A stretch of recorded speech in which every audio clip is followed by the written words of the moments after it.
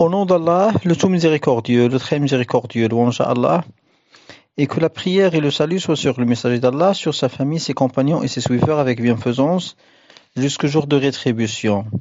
Ceci est une réponse importante donnée par l'érudit savant Cheikh Mohammed bin Salih al-Uthaymin, qu'Allah Ta'ala lui fasse miséricorde, et elle concerne la description de la prière de l'Eid.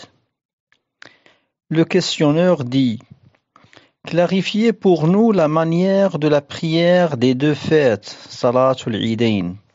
La réponse du Cheikh Rahimahullah: la manière de la prière des deux fêtes est que l'imam arrive, les gens accomplissent donc deux unités, ils prononcent le takbir dans la première, d'abord le takbir de Al-Ihram, puis il prononce encore 6 takbirats, ensuite il récite Al-Fatiha et la sourate Qaf dans la première unité, et dans la deuxième unité, quand il se relève tout en proclamant le takbir, lorsqu'il finit de se relever, il prononce encore 5 takbirats, et après Al-Fatiha, il lit dans la deuxième unité la sourate Iqtarabatis sa'atu wa inshaqqa al-qamar, c'est-à-dire la sourate de Al-Qamar.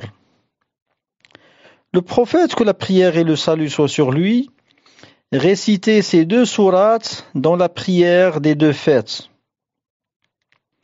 Et s'il veut, il récite dans la première Sabbih isma rabbikal a'la, et dans la deuxième Hal ataka hadithul ghashiya. Et sache que Al-Jumu'ah et Al-Eidain se rejoignent dans deux sourates et ils divergent dans deux sourates. Ils se rejoignent dans les sourates Sabbih isma rabbikal a'la et Al-Ghashiya, et ils se séparent dans les deux sourates, dans Al-Eidain, Qaf et Iqtarabatis sa'a. Et dans Al-Jumu'ah, sourate Al-Jumu'ah et sourate Al-Munafiqun. Et il convient que l'imam fasse vivre la sunna en récitant ces sourates, ces chapitres, afin que les musulmans les connaissent et qu'ils ne soient pas surpris s'ils sont réalisés ou s'ils sont lus. Après quoi il sermonne, comme vous le savez, et il convient qu'il consacre une partie de son sermon qui soit adressée aux femmes. Il leur ordonne ce qu'elles devront faire et il leur interdit ce qu'elles devront éviter, comme le prophète, que la prière et le salut soient sur lui, faisait.